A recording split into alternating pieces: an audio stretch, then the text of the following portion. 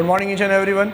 हम पढ़ रहे थे बिजनेस प्रोफेशन पूरा पढ़ लिया था। हम पढ़ रहे थे डेप्रिसिएशन भी आपको पढ़ा दिया था मैंने। 3 टॉपिक समझाए थे कि 3 टॉपिक पढ़ने अपन को, normal depreciation, additional depreciation, terminal depreciation. Normal depreciation में मैंने आपको ब्लॉक ऑफ असेट कंसेप्ट समझा दिया था कि सरकार ने सारे मेथड ख़त्म कर दिए।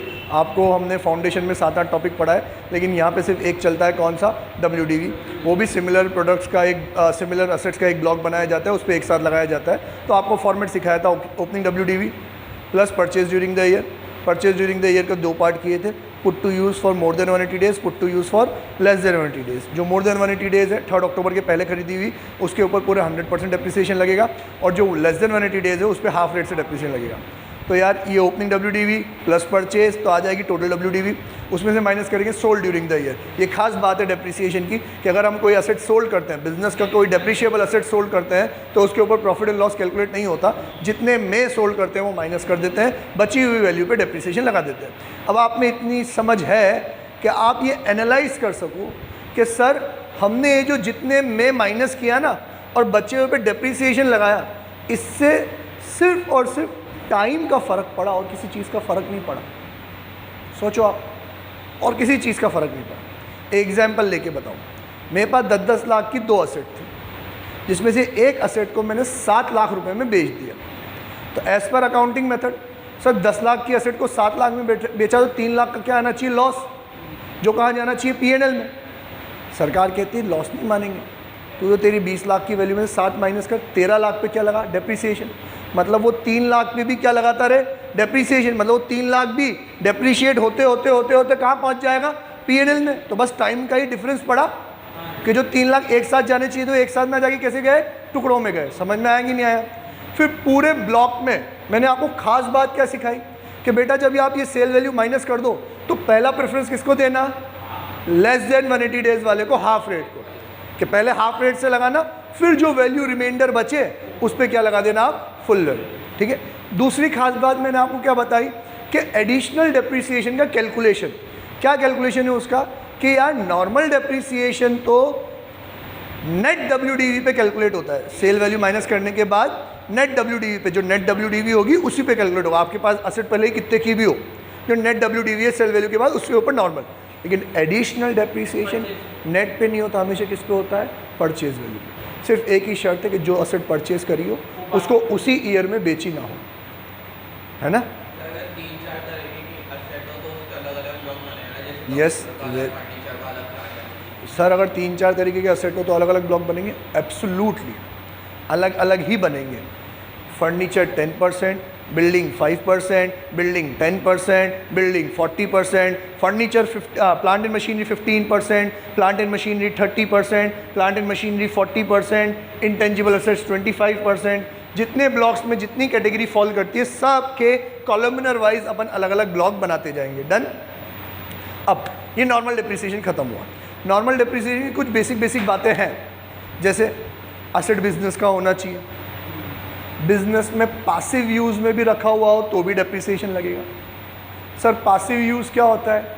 जैसे मेरा इन्वर्टर यूज़ थोड़ी आता है, लेकिन यूज़ के लिए रखा हुआ है ना, जैसे ही लाइट जाएगी यूज़ में आ जाएगा। समझ में आया? जनरेटर्स यूज़ में थोड़ी आते हैं, लेकिन लाइट गई तो यूज़ में आ सकता है। हो सकता है साल भरी लाइट ना गई, आया ही नहीं, पर सर यूज़ के लिए रखा हुआ तो था। जितनी भी इमरजेंसी इक्विपमेंट्स होते हैं वो तो सब ऐसे ही होते हैं कि इमरजेंसी में ही काम आते हैं, नहीं काम में आए तो भी डेप्रिसिएशन तो लगेगा। समझ में आया कि नहीं आया? ठीक है। अब इसमें खास जो गौर करने वाली बात है वो क्या है, जो कल प्रशांत ने पूछी थी मुझसे और मैंने कहा था कि यार राज की बातें पहले मत पूछ ले तू, कि वो परचेज ड्यूरिंग द ईयर में मैंने पुट टू यूज़ लिखा था। ऊपर लाइन लिखी थी परचेज ड्यूरिंग द ईयर, फिर A और B में लिखा था put to use for less than 180 days, put to use for more than 180 days. तो सर ये पुट टू यूज़ का क्या फ़र्क है? तो इस माइक मशीन का देख लो, इस माइक मशीन का, इस UPS का देख लो। आपको तो शायद पता होगा ये UPS मैंने कब से ला के रखा था और कम से कम 3 महीने बाद इसको क्या करा? इंस्टॉल, मेरी आलस के कारण। जबकि इसको इंस्टॉल करने में कुछ भी नहीं है, वो जो डब्बे में आया था टेप उखाड़ के थर्माकोल में से निकाल के बस यहाँ लगाना था, फिर भी टाइम ही नहीं मिलता था। ये लगने में 3 महीने लगा दिए मैंने। तो ख़रीद के तो ले आया, यूज़ में लेना स्टार्ट नहीं किया। तो वो जो 180 डेज हमें काउंट करने वो कहाँ से काउंट करने हैं? डेट ऑफ परचेज से नहीं, date of put to use से। समझ में आया? अब अगर क्वेश्चन में डेट ऑफ परचेज और date of put to use अलग अलग दे रखी है तो फिर हमें समझ में आएगी क्या लेनी है sir, date of put to use लेनी है। लेकिन अगर अलग अलग ना दे रखी हो तो एक ही दे रखी है डेट ऑफ परचेज, तो सर हम तो हिंदुस्तानी है, हम तो इतने एक्साइटेड होते हैं कोई चीज़ यूज़ करे ना करे, लेकिन पन्नी उखाड़ के पहले देखते हैं उसको पूरा खोल के। तो हम तो जिस दिन परचेज किया उसी दिन क्या मान लेते हैं उसको, पुट टू यूज़। डन। ये थी आम जिंदगी, ये तो पढ़ के भी समझ में आ जाए, नहीं मैं तो खुद ही बोल लिया हो, तो पुट टू यूज़ लेना होता है ना, परचेज थोड़ी, ये तो आम जिंदगी। मेंटोस कि अगर आप किसी एक साल में परचेज करो, ईयर 1 में क्या करो आप, परचेज, लेकिन किसी कारणवश आप उस साल में पुट टू यूज़ नहीं कर पाए, उसको पुट टू यूज़ किया आपने दूसरे फाइनेंशियल ईयर में, ईयर 2 में, तो फिर आपको 180 डेज देखने की ज़रूरत नहीं, समझे? फिर पे फुल रेट से ही लगेगा, फिर उस पर फुल रेट से ही लगेगा। कैपिटल गेन में क्या आ गया ये? अच्छा, उसमें मैंने बताया था आपको, पर ये शॉर्ट टर्म लॉन्ग टर्म से कुछ भी लेना नहीं। हाँ, क्वेश्चन में था तो मैंने बताई होगी ये बात, समझ में आ गई। ये एसेट यहीं परचेज करी, देख कृष्णा, यहीं परचेज करी और यहीं पुट टू यूज़ की, तो फिर मैं देखूंगा 180 डेज हुआ है कि नहीं हुआ। लेकिन यहाँ परचेज करी और अब मैं कह रहा हूँ यहाँ पुट टू यूज़ करी, सर 180 डेज नहीं हुए, मत होने दो, कोई बात नहीं, फिर भी इस पर तो कैसे लगेगा, फुल रेट से ही लगेगा। क्लियर है ये बात, आ गई समझ में? अब अपन स्विच करते हैं किसके ऊपर, एडिशनल डेप्रिसिएशन पे। जाते जाते मैं एडिशनल डेप्रिसिएशन की एक खास बात बता के गया था, क्या कि एडिशनल डेप्रिसिएशन किसको मिलता है, मैन्युफैक्चरिंग यूनिट को मिलता है। किस पे मिलता है, प्लांट एंड मशीनरी पे मिलता है। कौन सी प्लांट एंड मशीनरी, जो फैक्ट्री के अंदर काम में आए वो, जो प्रोडक्शन में काम में आए वो। फैक्ट्री के अंदर तो समझाने वाली डेफिनेशन है, हम कहेंगे जो प्रोडक्शन के अंदर काम में आए वो, ये टेक्निकल डेफिनेशन। लेकिन दुनियादारी फैक्ट्री के अंदर है तो प्रोडक्शन में काम है। डन। चौथा, फर्स्ट हैंड होनी चाहिए। फर्स्ट हैंड होनी चाहिए मतलब सेकंड हैंड मशीनरी खरीद के लाओगे तो उस पर एडिशनल डेप्रिसिएशन नहीं मिलेगा, क्योंकि उसका एडिशनल डेप्रिसिएशन कोई और ले चुका होगा। समझ में आया? अब ये जो चौथी कंडीशन है ना, इसके साथ जुड़ी हुई कुछ कंडीशंस और है छोटी मोटी, लेकिन वो सारी जुड़ के कहाँ मिलती है कि फर्स्ट हैंड होना चाहिए, है ना। फर्स्ट हैंड किसके लिए होना चाहिए, इंडिया के लिए फर्स्ट हैंड होना चाहिए। मतलब अगर आप विदेश से सेकेंड हैंड खरीद के लाए हो ना तो प्रॉब्लम नहीं, क्योंकि उसके ऊपर किसी हिंदुस्तानी ने तो डेप्रिसिएशन क्लेम नहीं किया ना, इंडियन इनकम टैक्स में तो डेप्रिसिएशन क्लेम नहीं हो रहा, तो फिर आप कर लो। समझ में आया कि नहीं? डन। सेकेंड चीज़ कि आपकी जो मैन्युफैक्चरिंग यूनिट है ना वो स्प्लिट अप से नहीं बनी हो। स्प्लिट अप से नहीं बनी हो मतलब पहले मेरी ये मैन्युफैक्चरिंग यूनिट थी, मैंने एक डिवीज़न अलग कर दिया और कह रहा हूँ ये तो नई फैक्ट्री है, नई प्लांट एंड मशीन, नहीं चलेगा बाबू, ठीक है, क्योंकि अब ये सेकेंड हैंड हो गई है तो इसके ऊपर एडिशनल डेप्रिसिएशन नहीं मिलेगा। समझ में आया? क्लियर है?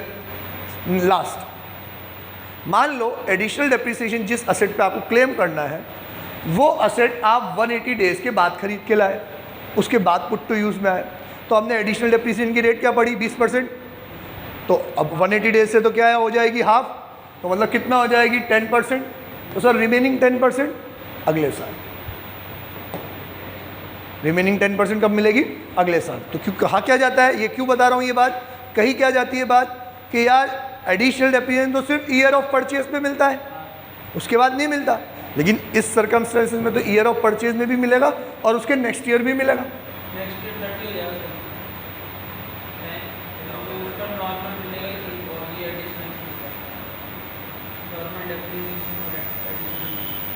थर्टी कैसे हो गया फिर, कितना हुआ फिर, 35 कैसे हो गया? नॉर्मल डेप 20 किसने बोला तुमको? अरे ढक्कन, 20 तो एडिशनल डेप्रिसिएशन की रेट है फिक्स।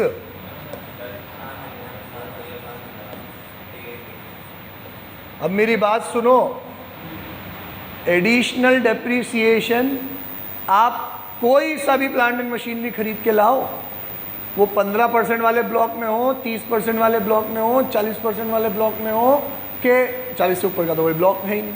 कोई से भी ब्लॉक का प्लांट एंड मशीनरी हो, मिलेगा कितना?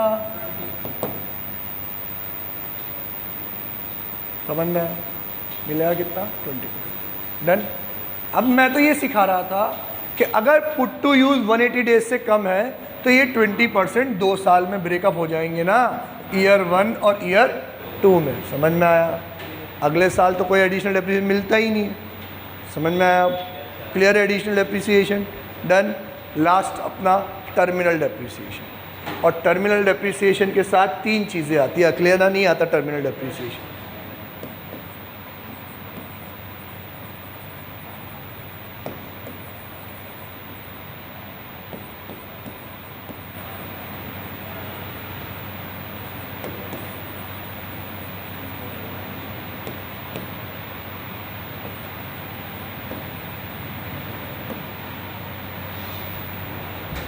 टर्मिनल डेप्रिसिएशन, बैलेंसिंग चार्ज और कैपिटल गेन, ये एक स्पेशल सिचुएशन है। किसके ऊपर अप्लाई होती है? सर, उन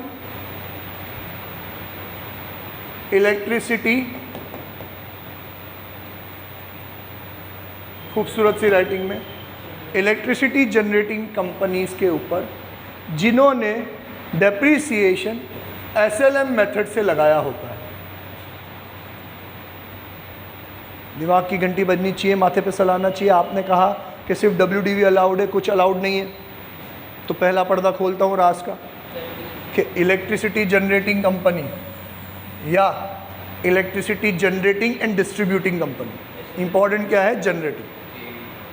KEDL सिर्फ डिस्ट्रीब्यूटिंग कंपनी है, वो जनरेट नहीं करती, तो उसके लिए ये ऑप्शन नहीं है। ये ऑप्शन किसके लिए है? KTPS, Kota thermal power station के लिए, कि आप चाहो तो SLM ले लो, आप चाहो तो WDV ले लो। ऑप्शन। WDV ले रहे हो तो दुनिया भर की तरह क्या चलाना पड़ेगा आपको? ब्लॉक ऑफ एसेट कंसेप्ट चलाना पड़ेगा। और SLM ले रहे हो तो SLM में तो हमने जैसे आपको बचपन में सिखाया था, total cost my scrap value divide by useful life, और अब तो सबकी टोटल कॉस्ट अलग होगी, सबकी स्क्रैप वैल्यू अलग होगी, सबकी यूज़फुल लाइफ अलग होगी। इसका मतलब अगर आप SLM चलाते हो तो ब्लॉक ऑफ एसेट कंसेप्ट तो कहीं से कहीं तक फॉलो हो ही नहीं सकता, नहीं हो सकता ना। आपको 1 बाय 1 ही चलाना पड़ेगा, एक एक एसेट पे अलग अलग SLM कैलकुलेट करना पड़ेगा।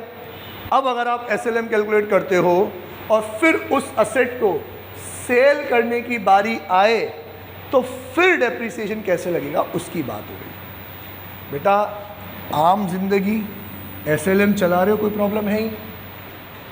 12 लाख का असेट था, कृष्णा अब उवासी लीना तूने, मैं मार डालूंगा तेरे को। 12 लाख का असेट था, 2 लाख की स्क्रैप वैल्यू, और असेट चलेगा 10 साल, तो हर साल का डेप्रिसिएशन कितना आएगा? 1 लाख। डन। सिंपल आम जिंदगी। आपकी स्क्रैप वैल्यू कितनी है? सॉरी, आपकी कॉस्ट कितनी है? 12 लाख। जैसे जैसे 1-1 साल बीतता जाएगा आप 1-1 लाख 1-1 लाख 1-1 लाख 1-1 लाख माइनस करते जाओगे। ठीक है, तो मान लो 1 2 3 4 5 6 साल बीत गए। 6 साल बीत गए तो आपने 6 लाख रुपए राइट ऑफ कर दिए। अब आज उसकी WDV कितनी बची है बेटा? 4, हाँ sorry 6 I am really very sorry, 12 की कॉस्ट है ना, तो आज उसकी WDV कितनी बची है? 6 लाख। क्लियर? अब अगर ये चलती रहती है तो कोई प्रॉब्लम है नहीं ना, तो आम जिंदगी, बच्चों वाली ज़िंदगी सर, ये तो हम आराम से कर लेंगे। प्रॉब्लम कहाँ आ रही है? अगर हम अब उसको सेल करते हैं तो इसको 6 लाख वाली चीज़ को, जिसकी वैल्यू मेरी बुक्स में 6 लाख दिख रही है, उसको मैं अगर इस साल बेच रहा हूँ तो 3 पॉसिबिलिटी है। या तो मैं उसको कम में बेचूँगा, 6 की चीज़ मैंने बेची 5 में, या मैं उसको ज़्यादा में बेचूँगा, 6 की चीज़ मैंने बेची 7 में, या मैं उसको बहुत ज़्यादा में बेचूँगा, 6 की चीज़ बेची मैंने 15 में। ठीक है, तो मेरे लिखने के तरीके से आपको समझ जाना चाहिए। अगर मैंने 6 की चीज़ 5 में बेची, 1 लाख का जो लॉस है ना, वो लॉस नहीं है, वो है मेरा टर्मिनल डेप्रीसिएशन। टर्मिनल मतलब एंड वाला, टर्मिनेट करने वाला डेप्रिसिएशन, कि 1 लाख का मेरा क्या हो गया इस साल का डेप्रिसिएशन।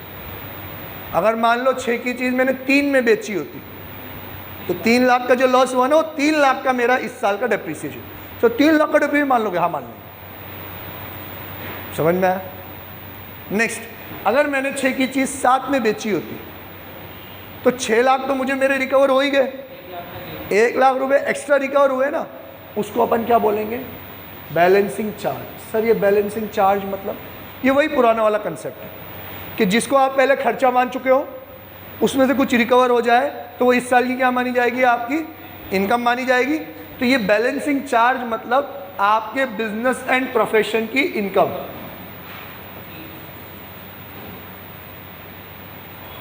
सिंपल है, उद्देश्य वही है कि मैंने जो पहले डेप्रिसिएशन किया, अगर मैंने उसको कम रेट से डेप्रिसिएशन किया होगा तो WDV ज़्यादा बचेगी, पर मार्केट में उसकी इतनी वैल्यू तो है ही नहीं, तो कम में बिका है ना। तो जो मेरा लॉस हुआ ये लॉस नहीं है, ये मेरी नासमझी है। जो मुझे इतने सालों में क्या कर देना चाहिए था? डेप्रिशिएट कर देना चाहिए, पर मैंने नहीं किया, तो ये मेरा एंड का क्या माना जाएगा? डेप्रिसिएशन माना जाएगा। और अगर ज़्यादा में बिका तो वापस से मेरी नासमझी है, मैंने ज़्यादा डेप्रिशिएट कर दिया, खर्चा ज़्यादा कर लिया, इतना नहीं करना चाहिए था, उसकी मार्केट वैल्यू तो ज़्यादा है, तो वो मेरा खर्चा क्या हो गया? अब रिकवर हो गया। तो इस साल का मेरा बिजनेस प्रोफेशन की इनकम बैलेंसिंग चार्ज। और आगे तो आप समझ ही जाओगे, कैपिटल गेन वाली बात तो समझ ही जाओगे। एसेट से वैल्यू से ज़्यादा में बेच दिया, 12 लाख से भी ज़्यादा में बेच दिया, 3 लाख जो ऊपर रिकवर हुए वो तो क्या है? Capital gain. और जो आपका लगाया हुआ 6 लाख का डेप्रिसिएशन था वो तो पूरा वापस आपको मिल गया, वो बैलेंसिंग चार्ज। वो क्या है आपके लिए? Balancing charge. समझ में आया कि नहीं आया? अच्छे से समझ में आ गया सबको? नॉर्मल डेप्रिसिएशन, एडिशनल डेप्रिसिएशन और terminal depreciation. Done. Terminal depreciation किस पे लगता है? इलेक्ट्रिसिटी जनरेटिंग कंपनी के पास ऑप्शन है अगर SLM लगाएं तो। डन। ये खत्म हुआ हमारा डेप्रिसिएशन। ठीक है, टर्मिनल डेप्रिसिएशन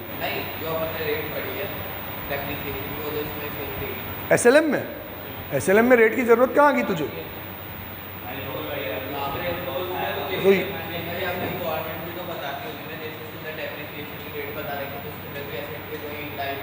नहीं बता रहे, नहीं बता रहे। ठीक है, पढ़े अपन अब वो। हाँ, वन टाइम ऑप्शन है एक असेट के लिए।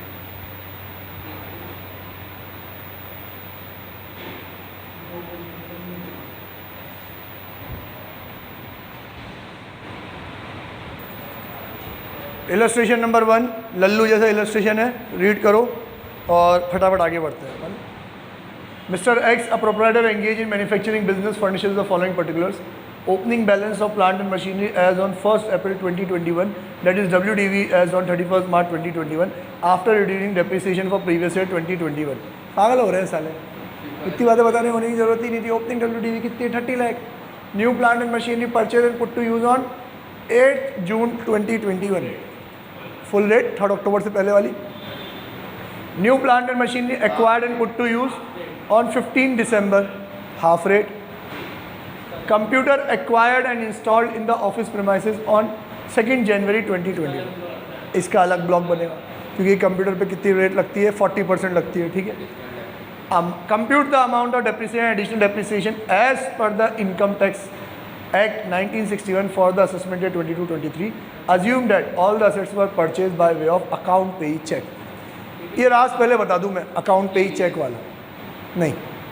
अकाउंट पेई चेक अभी अपन ने expenses disallowed under certain circumstances में 2 पॉइंट पढ़े थे ना अपन ने। एक तो स्पेसिफाइड पर्सन वाला और एक कौन सा था? पेमेंट के अकाउंट पे ही चेक से करने वाला, कैश में नहीं करना। तो कैश में कितना कर सकते हैं अपन? 10,000। तो अब यार एक्सपेंसेस की बात थी और यहाँ डेप्रिसिएशन लगता है किस पे? असेट पे। तो देखो सरकार कितनी दिमाग वाली है, शानी। उन्होंने अब रूल क्या बनाया कि अगर आप असेट कैश में खरीद के ले आए ना तो असेट का तो अलाउड डिसअलाउड कुछ होता ही नहीं है ना, असेट के अगेंस्ट में तो डेप्रिसिएशन मिलता है, तो हम उसका डेप्रिसिएशन भी डिसअलाउ कर देंगे। समझे? मतलब अगर 50,000 का असेट खरीद के लाए, अकाउंट पे ही चेक से खरीद के लाए, कायदे कानून से खरीद के लाए, तो क्या मिलेगा? डेप्रिसिएशन मिलेगा। लेकिन तुम कैश में खरीद के ले आए तो डेप्रिसिएशन नहीं मिलेगा। समझ में आया? क्लियर? ओके।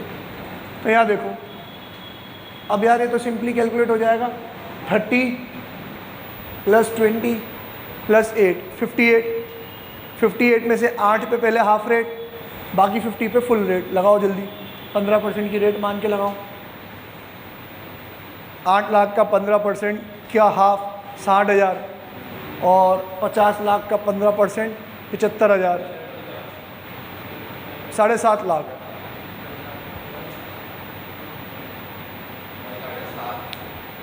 + 60,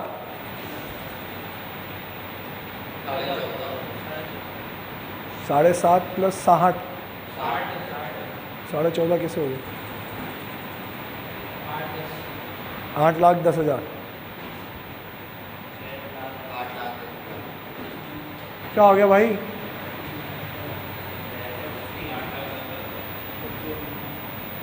गलती मेरी है,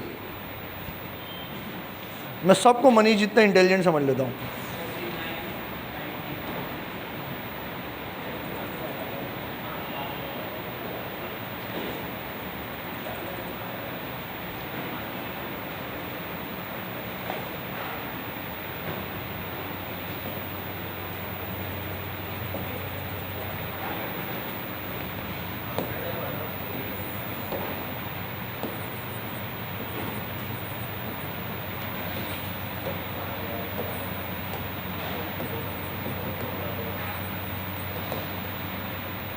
कृष्णा और कान्हा मेरे 2 ब्लॉक हो गए, ठीक है। ओपनिंग WDV सिर्फ एक की थी, 30 lakh. Add purchases A more than 180 days, B less than 180 days, ठीक है। कितना? 20 + 8। और वो जो कंप्यूटर है वो कब खरीद के लाए?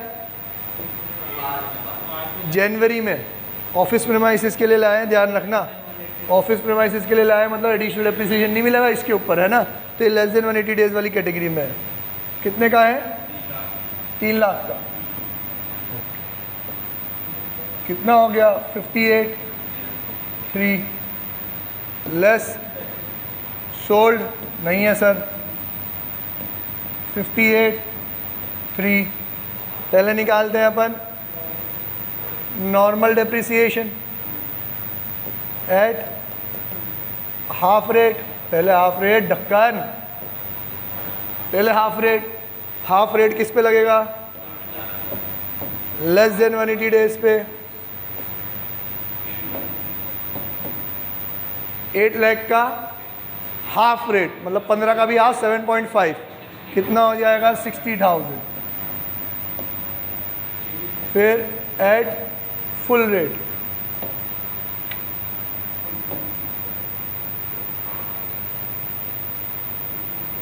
अच्छा इस पे भी हाफ ही लगाना है 3 लाख वाली पे, है ना, है ना। मोबाइल लेके आना प्लीज़। 20% लगेगा, 40 का 20, तो 60,000 यहाँ पे भी। अब फुल रेट सर 58 में से 8 पे लग गया, कितना बचा? 50। 50 का 15%, 7,50,000। यहाँ पे फुल रेट है। अब लेते हैं अपन एडिशनल डेप्रिसिएशन। ये नॉर्मल हो गया, पेन चेंज कर लेता हूँ।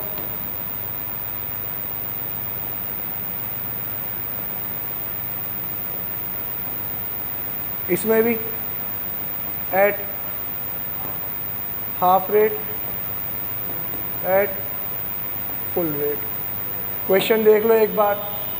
New plant and machinery, new plant and machinery नहीं बोला ऑफिस के फैक्ट्री, तो अपन क्या मानेंगे? फैक्ट्री में ही होगी। प्लांट एंड मशीनरी बोली है, तो जो नहीं थी वो तो खुद ने बोल दिया computer in office premises.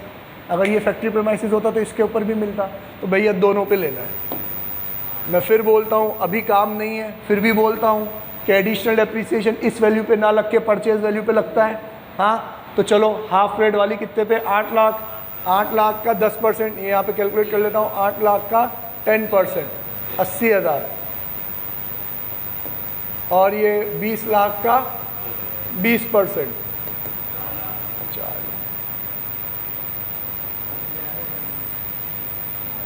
Minus कर दो, वैल्यू आ जाएगी, बुक में सॉल्यूशन चेक कर लो।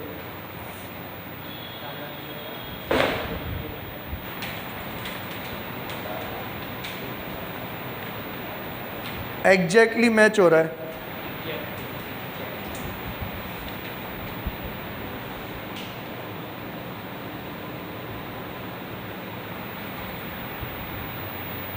टाइम क्या हुआ अब है? अभी तो 15 मिनट और।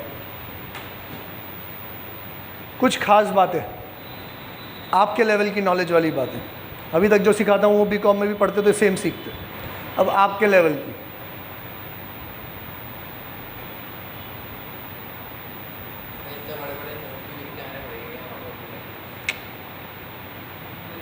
उनका सोल्यूशन छोटा है, अपना सोल्यूशन बड़ा है, और नोट आपको नंबर ऑफ डेज और एडिशनल डेप्रिसिएशन कंप्यूटर पे क्यों नहीं लगा, ये सब लिख के आने पड़ेंगे बेस्ड ऑन मार्क्स, कितने मार्क्स का क्वेश्चन है ना।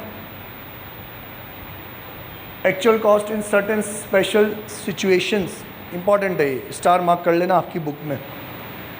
Asset use for business after it ceases to be use for scientific research.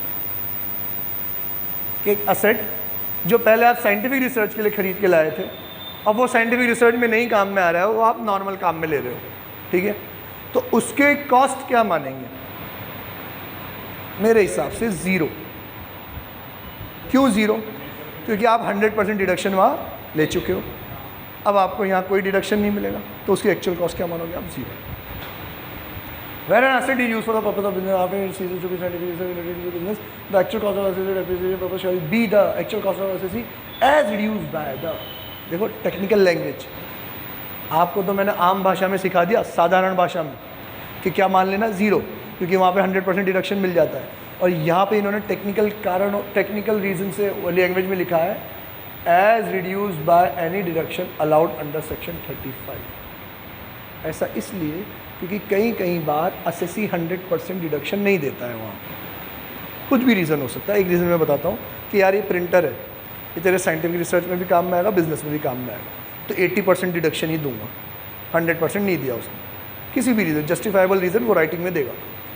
तो जितना डिडक्शन वहाँ पे ले चुके हो एक्चुअल कॉस्ट में से उतना डिडक्शन माइनस कर दो, रिमेनिंग को अब जब आप नॉर्मल यूज़ में लेने लग जाओ तब क्या ले लेना आप? डेप्रिसिएशन ले लेना। समझ में आया? कोई सवाल? नहीं।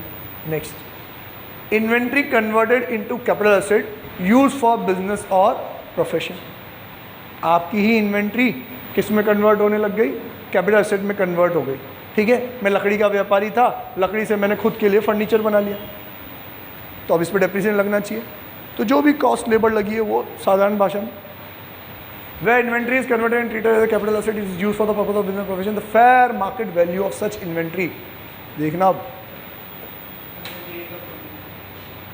the fair market value of such inventory as on the date of its conversion into capital asset determined in a prescribed manner shall be the cost of such capital asset to the assessee। explanation 1A। अभी explanation 1A अपन को given नहीं है, अभी तो अपन क्या याद रखो इसमें? fair market value, cost नहीं, fair market value, ठीक है। यहाँ पे cost minus deduction। Asset is acquired by way of gift or inheritance। Where an asset is acquired by way of gift and its actual cost shall be the actual cost of the। अभी खत्म नहीं हुआ। Previous owner minus depreciation allowable to the assessee as if the asset was only the asset in the relevant block। देखो आप इसको कैसे समझेंगे अपन?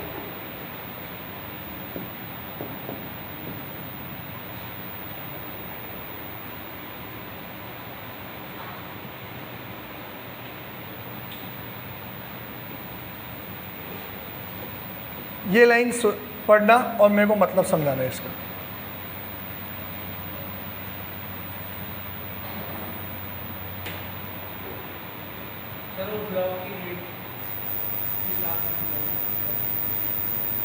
वो तो मिलेगा ही मिलेगा, ब्लॉक की रेट के हिसाब से ही मिलना चाहिए। ब्लॉक में सिर्फ वही असेट है, लाइन तो यही लिखी हुई है, तो इसका क्या मतलब? आप पहले सिनेरियो समझो। सिनेरियो किसकी बात हो रही है? मैं कोई ऐसा एसेट यूज़ कर रहा हूँ जो मैंने नहीं खरीदा, जो मुझे किसी से गिफ्ट या इनहेरिटेंस में मिला है, उसको मैं यूज़ कर रहा हूँ, ठीक है। अब उसके ऊपर मैं कितनी वैल्यू पे डेप्रिसिएशन लगाऊंगा, और अब इस लाइन को पढ़ो, तो बता सब।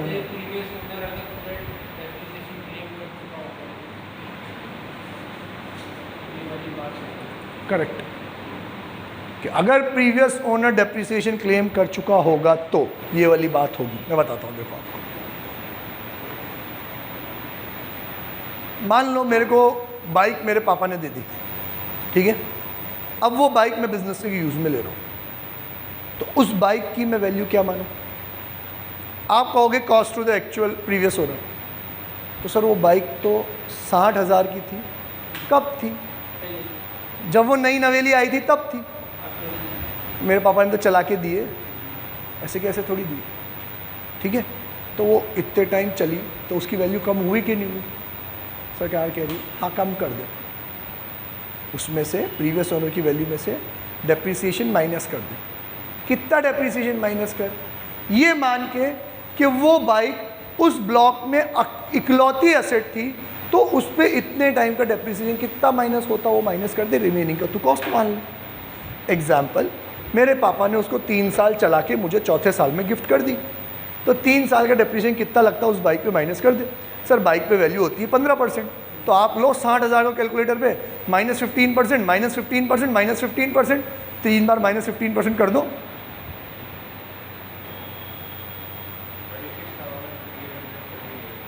36,848 आया सबका। मल्टीप्लाई नहीं करना था, -15%, -15%, -15%, कितना आया? 36,848। ये मेरे लिए बिजनेस के लिए एक्चुअल कॉस्ट मानी जाएगी, जिसके ऊपर अब मैं डेप्रिसिएशन क्लेम करने लग जाऊंगा। सिंपल, ठीक है।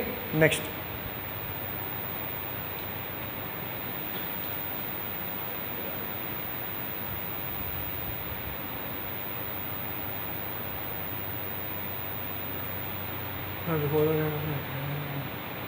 second hand asset where the before the date of its acquisition by the assessee the asset was at any time। अरे बाप रे, ये थोड़ा सा दुखदाई देगा आपको। चलो पढ़ते हैं, टाइम है हमारे पास? हाँ है।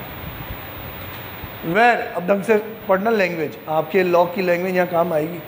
Where before the date of its acquisition by the assessee the asset was at any time used by any other person for the purpose of his business or profession, and the assessing officer, ये important है, assessing officer is satisfied that the main purpose of the transfer of asset directly or indirectly to the assessee was the reduction of liability of income tax। Sir ये कैसे possible है? कैसे possible है? पूरी line पढ़ो फिर समझाता हूँ। कोशिश करना कि आपको खुद ही समझ में आ जाए। Was the reduction of the liability of income tax, इस बात पे फोकस देना कि असेसिंग ऑफिसर को लग रहा है कि ये एसेट बेचा ही क्यों गया है, ताकि असेसी की टैक्स की लाइबिलिटी कम हो जाए। Liability of the income tax directly और indirectly to the assessee by claiming depreciation with reference to an enhanced cost। देखना, आप सुनना, आप समझ में आने लगेगा आपको। The actual cost of the assessee to the assessee shall be taken to be such an amount which the assessing officer may, with the previous approval of joint commissioner, determine having regard to all circumstances in case।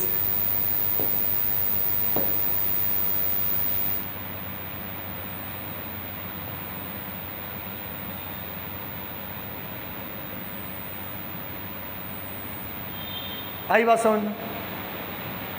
प्रशांत, यहाँ तक तो आ गई sir, जहाँ तक समझ में आई वहाँ तक समझाओ। सक्षम क्या है?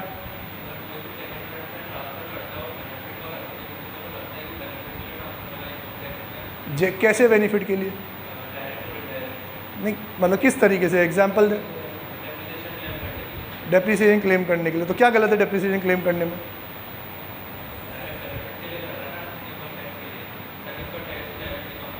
ताकि टैक्स की लायबिलिटी कम आए। मैं क्लियर वर्डों में समझाऊं कि शब्बीर सर ने मुझे एक असेट ट्रांसफ़र कर दी। कौन सी असेट ट्रांसफ़र कर दी, या समझना ये वाला कि ये 2 लाख में ख़रीद के लाए, 4 साल उन्होंने चला लिया, इसको डेप्रिशिएट करते करते इसकी वैल्यू आ गई 1,20,000। शब्बीर सर मुझे बेच रहे हैं इसको 5 लाख में। कितने में बेच रहे हैं मुझे? 5 लाख में। अब मेरे लिए इसकी कॉस्ट कितनी हो गई? 5, है ना। सेकेंड हैंड चीज़ असेसिंग ऑफिसर को तो बनक लग जाएगी, अबे साले जो चीज़ मार्केट में 2 की मिलती है तो सेकेंड हैंड खरीद के लाया कितने में? 5 में। ऐसे कौन सी हीरे मोती जड़े हुए? क्या कपला है? पता है क्या कपला है? अब तू 5 लाख पे डेप्रिसिएशन क्लेम करेगा, तेरी एसेट टैक्स की लायबिलिटी तो क्या आ जाएगी? कम आ जाएगी ना।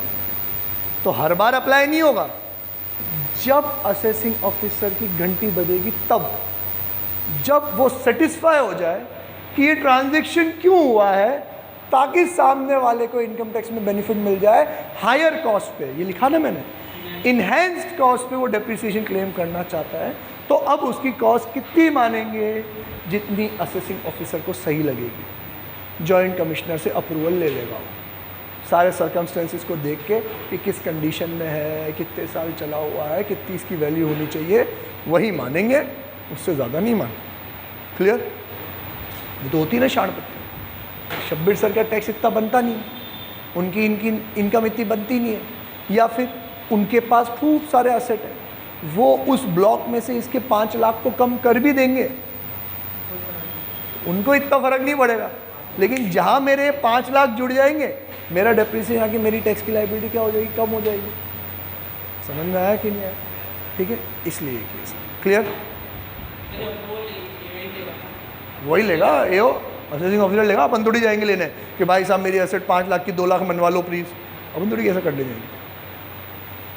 फिर मेरे को उसको प्रूफ करना पड़ेगा, सर ये शब्बीर सर का पढ़ाया हुआ बोर्ड है, बरकत वाला बोर्ड है, नाम चलता है उनका, तो वो मान जाए तो ठीक है। और वो मानेगा कैसे, है ना?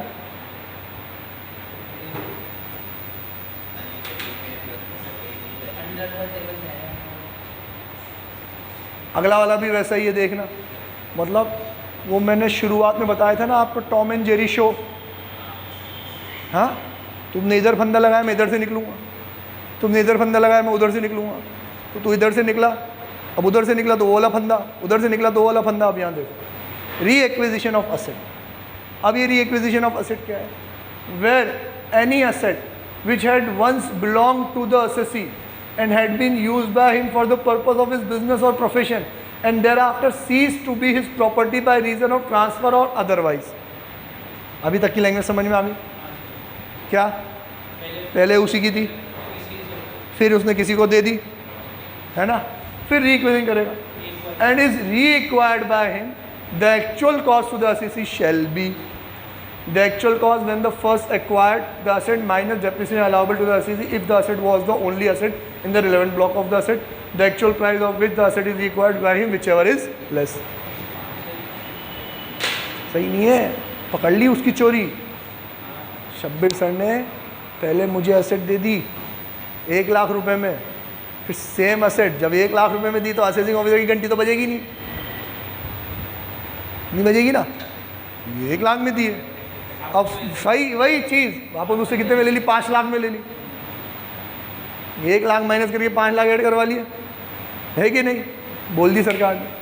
तुम अगर अपने ही एसेट को रिक्वायर कर रहे हो तो उस एसेट की कॉस्ट क्या मानेंगे?